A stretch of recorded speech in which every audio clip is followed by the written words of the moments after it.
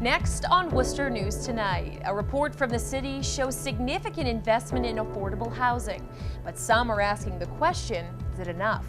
Plus, one Worcester City Councillor is proposing trick-or-treaters go door-to-door on a specific day rather than Halloween night. We have the details.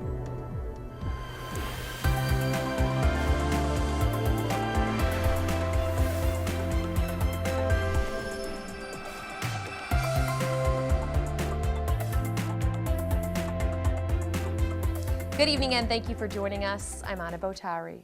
A report from the city manager's office shows Worcester has made significant investments in their affordable housing units. Tuesday, the Economic Development Committee looked at the city's progress over the last 5 years. But for a local community development corporation, there's much more work to be done. Our Cam Jandros joins us now live in Worcester with more. Cam? Anna, in those last 5 years, it seems like the city has had numerous celebrations and ribbon cuttings over high-end luxury places to live in Worcester. For nonprofit Worcester Common Ground, the economic development is obviously a good thing, but what's important is finding affordable places to live for people who may be less fortunate. For Ellie Gilmore and Worcester Common Ground, affordable housing is a concern they hear about daily. We clearly don't have enough housing that is affordable for the people who live in Worcester. The U.S. Census Bureau says more than a fifth of Worcester's residents live at or below the poverty level. Numbers like this keeps Gilmore and the WCG busy, working to help local people rent and buy affordable properties. We have wait lists constantly. There are many people who are already living in the city, who have already been struggling for housing. The city reported $17.6 million was put towards developing and preserving affordable housing in the last 5 years, equating to more than 1,700 total units. And we want to make sure we're providing those housing opportunities for people who might be not making as much. According to the city, at least 10% of Worcester's housing must be affordable units. They're currently at 13%. And I just think it goes to show the amount of emphasis and the amount of initiative that the city has been taking working with a lot of our partners. But for Gilmore, affordable housing remains an uphill battle. Until every single person in the city has access to affordable, quality, safe, sustainable housing in the area of their choosing, then our work isn't done. Now, the total number of affordable housing units in the city of Worcester is right around 10,000. Worcester Common Ground says the city continues to grow. More people are going to want to live here, which means affordable housing is going to become harder and harder to find. In Worcester, I'm Cam Jandro, Worcester News Tonight. City councilors did not vote tonight on a proposal to use clear plastic recycle bags in Worcester.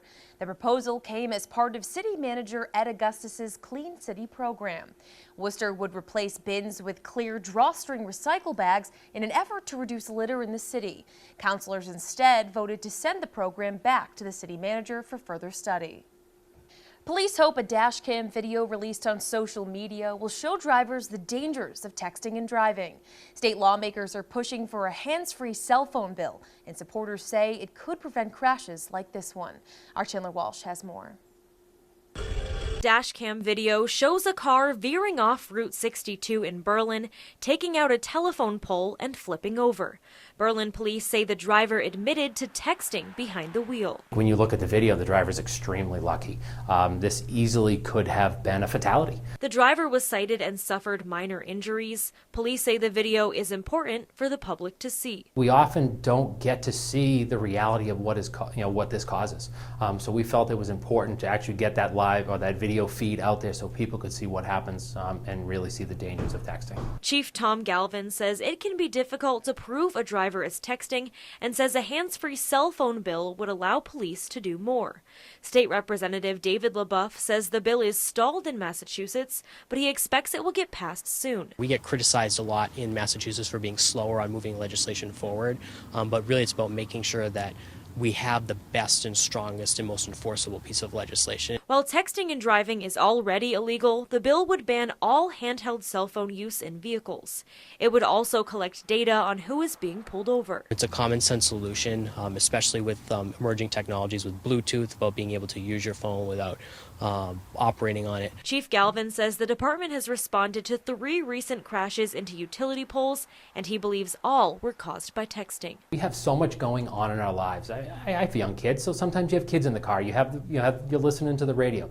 There's things going on the side of the road. So now you add something else into your hand that's taking your focus away from driving, and that creates a potential danger. Chief Galvin says oncoming traffic, as well as the car behind the vehicle in the video, were able to react quickly and avoid a major collision. He says the outcome could have been much worse. In Berlin, Chandler Walsh, Worcester News Tonight. A National Grid worker hit by a car almost 2 weeks ago has died. Spencer police say 50-year-old Paul Germano of Dudley succumbed to his injuries.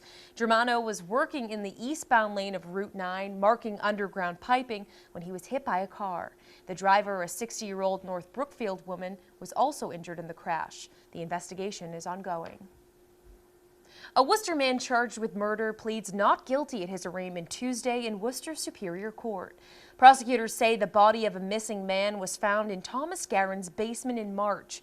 68-year-old Marcelina Mueces was reported missing almost a month before. Prosecutors say he died as a result of blunt force trauma to his head and torso. Garon is being held without bail after entering several not guilty pleas to charges including murder and misleading police. A Worcester college gets an award only 10 others in the nation received. Quinsigamond Community College's Gateway to College program received the Program Excellence Award. This is the gateway to college's highest national honor. The award looks at students' first-term success, 1- and 2-year persistence, and graduation. They come to QCC and they take their classes here in a different environment, so they're able to earn some dual credit while they're finishing their high school diploma. We're able to take that at-risk student that maybe wasn't going to high school or was really struggling and give them all the attention that they need. This is the second time QCC's program received the award. The Fresh Air Fund is giving kids from New York City the chance to see what life is like outside the Big Apple during the summertime. The kids came to Northborough Tuesday and were paired up with a family from Massachusetts to spend a week with. Deb Temple has been a part of the program for 7 years. Temple hosts the same young girl every summer and says she's loved watching her grow as a person each year. And it's been fun to watch her mature emotionally, physically, and also, like Elise said, to experience different things in her life that maybe she wouldn't have the opportunity to do. Temple says the program is a rewarding experience and encourages others to volunteer their time. A Westboro gym is holding a rowathon to raise funds for women's equality. CrossFit Prototype is encouraging teams of 4 to sign up and row 20,000 meters on a machine within 2 hours. Owner Mike Collette says it's not about who can finish the fastest, it's about who can raise the most money for charity. Money raised will go towards Calling All Crows, who help advocate for women's equality and social injustice.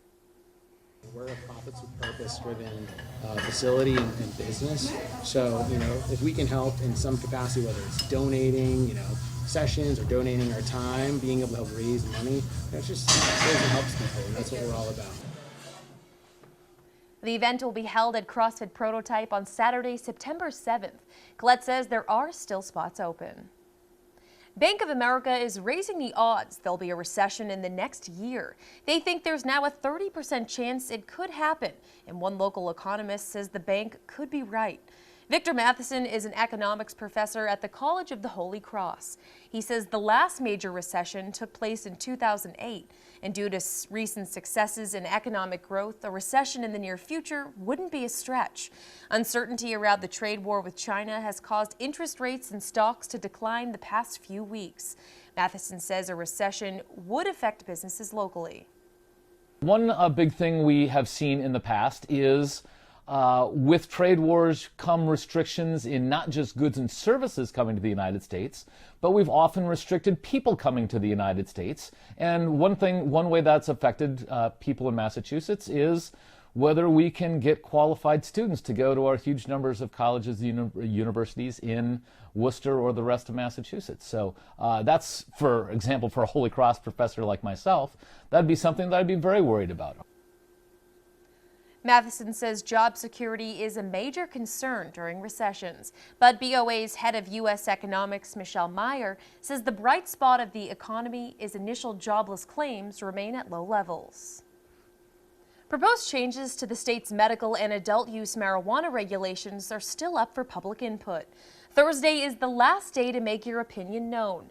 Possible changes include trying out marijuana cafes, licensing home delivery agents, and changing the licensing fee for structure for marijuana businesses. Public hearings will be held Wednesday and Thursday in Boston and Springfield. If you can't make it to the meetings, comments can be submitted by email to cannabiscommission@mass.gov.